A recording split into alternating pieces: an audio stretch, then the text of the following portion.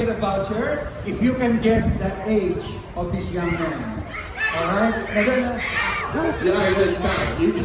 Alright? Alright? Okay, so go down, Jeff, and then we will sing you Any again. guess? If you have a guess, please come over. So firstly, yeah, ask a gentleman and then a lady. Would it be cheating if I brought someone up? Yeah, okay. Yeah. 29. Hold on. Okay, we need one more. Whoever is the two closest. Okay? Din sanggo, may ningning ang iyong mga mata. Ba't di ko bang nakita sa'yo? Nag-aabang ng pagsilang mo. Mga gusto sa saksagan ay natutulog.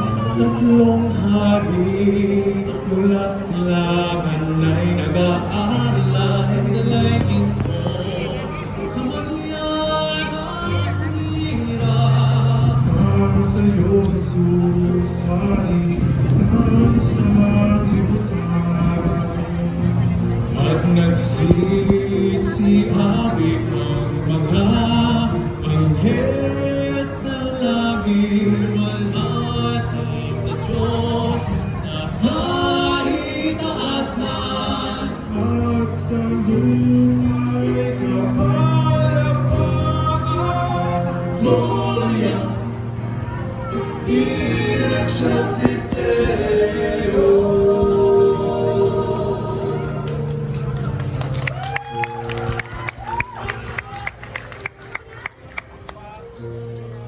Munting sanggol, habang-habang ng iyong ginagawa. Munting sanggol, may ningning ang iyong mga mata.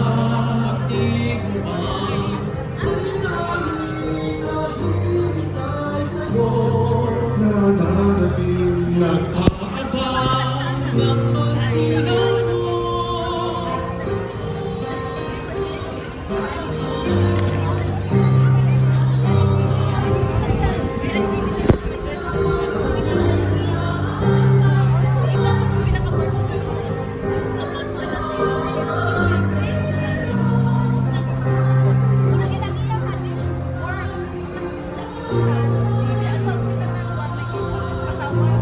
At nagsisiawit ang mga anghel sa langit. Walhati sa Diyos sa kaitaasan.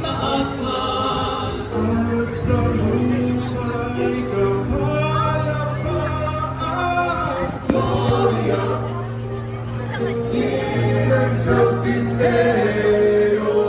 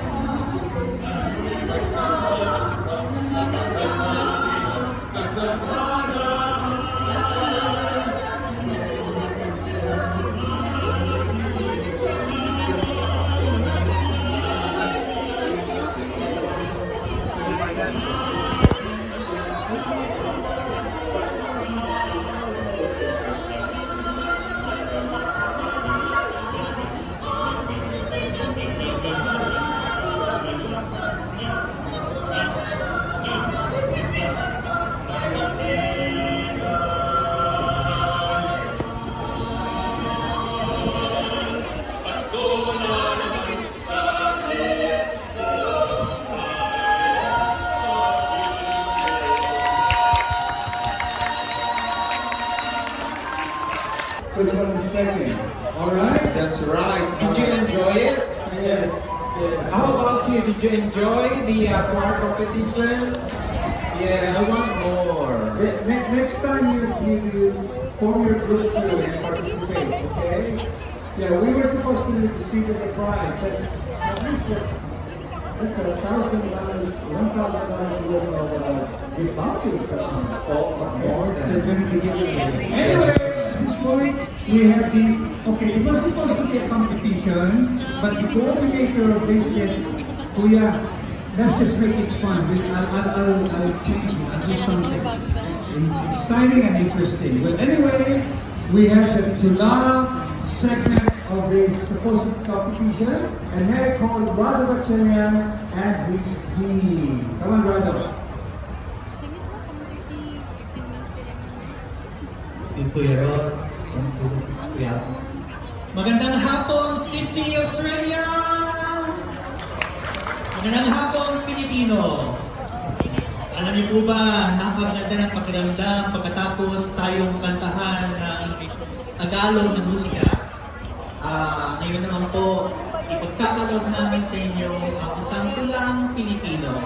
At nagpapasalamat po kami sa Philippine Community Council of New South Wales sa pagbibigay halaga sa ating panitikan, sining at kultura na tunay na pamana at yaman ng ating bansa. Ngayon mga kaibigan, hindi ko na po patatagalin. Pero bago po kami magsimula, alam niyo po, noong November 30, 1863, pinanganak ang isang dakilang Pilipino, si Kat Andres Bonifacio. Ngayon dito sa Sydney, Australia, naway bigyan natin ng isang magandang pag-alala, pagpilala sa ating dakilang bayaning si Kat Andres Bonifacio. At sa tulang ito, na pinamagatang kung paano ang gabi ay hindi natutulog, naway maramdaman ninyo ang pag-ibig, pagmamahal sa ating inang bayang Pilipinas gamit ang ating sariling wikang Pilipino. Ngayon po, sa pagkakataong ito, nagaganap po ako ng ating mga mambabasa ay bahagi kasapi ng Philippine Press and Media. Nais ko na itong unang tawagin. Bigyan ko natin ng masigabong palakpak si Ednel Magtibay ng SBS Filipino. Palakpak pa para kay Ednel. Ednel, mensahe, a quick hi naman sa ating audience. Magandang hapon po sa inyong lahat. Maraming salamat sa inyong pagpunta dito sa Philippine Christmas Festival. Ako po si Edinel ng SBS Filipino at pinagagalak po maging bahagi ng Tulang Din ngayong taon. Maraming salamat. At nagagalak din po kami, nakasama natin ang lahat ng tinatawag ina ng dati naming Radyo Tagumpay na ngayon po ay nasa Radyo Bayanihan. Ang ating bayani, ating ina, Tita Violi Camper!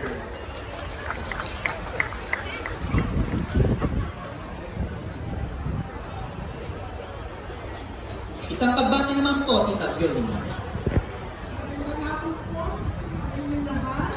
Kami po ay natutuwa na nandito kayo para makipagdiwang ng Christmas Festival 2025.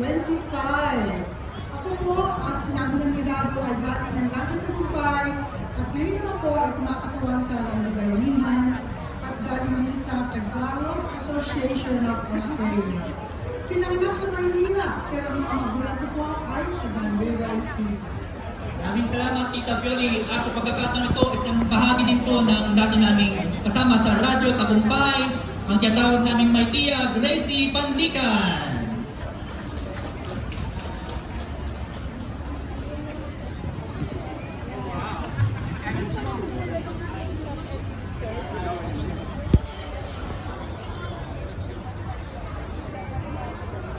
Mayang mga nagpalapit po ka na itong pambahan. Maligayang Pasko po kakayungan.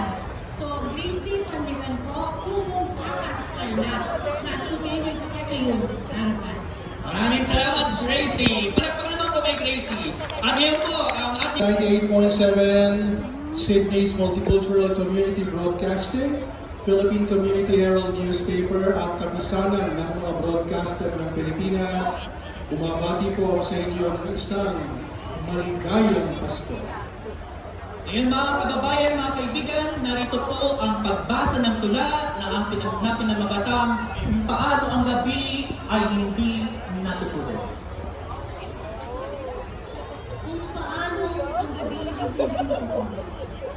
Maliban na lang kung ang daigdig ay hindi magpakilala, hindi magparamdam at walang pusa. Subalit habang hawak ko ang mundong aking pagmamayari o aking kapiling. Kaya ko bang ihinto ang pag-inog ng mundo? Kaya ko bang pigilan maging pagpagsak ng ulan? Wakasan ang mga tila walang humpay na pagkalaro. Mga ingay na umuungol sa likod ng aking pagninilay. Nakakapagod at parang gabi nakikiusap sa akin. Para saan pa ang mga bituin? Kung ako'y hindi man nagniningning, abang nagtatago sa likod ng umiiyak na alapaap, mga dahong walang musika, katuwang sumagot. Ako'y nalulumbay man, subalit gising ang aking diwa. Nagdarasal na isang panalangin na tama ay palaga. Umuusal ng mga katagang matagal ko nang tinitingting. Ngayong gabi, nais kong ihando sa dakilang daigdig. Kung itiklop tuman ang aking bibig at ako'y manahimik, maririnig mo pa rin ba ang aking mga hinaing na sana ang baya'y sariwa, dakila at may ganap? Mga bawat batang malayang humahalakhak, naglalaro sa ilalim ng buwang nagmamasid sa akin, maging ako'y sasayaw sa kumpas ng malamig na hangin. Tahimik man akong pasulyap-sulyap sa alindok na ito, ako'y mananatiling tapat sa aking pinangako. Kung bakit maging ang mga bulaklak ay nagtatago sa lilim. Ang mga halimuyak na may kapangyarihang suyuin ka ay tahimik di magpupubi sa mapagnilang na dilim. Nasaan ka? Nasaan ka sa panahong kailangan kita? Nagpilagpis sa bintana, ako lang ang kausap. Lumuluhang mag-isa at sinasarili ang bigong pangarap. At kung ako'y salatman, sa ligayang dapat ay para sa akin. Hihintayin ko mamumagkat ang rosas sa aking hardin. Nasaan ka?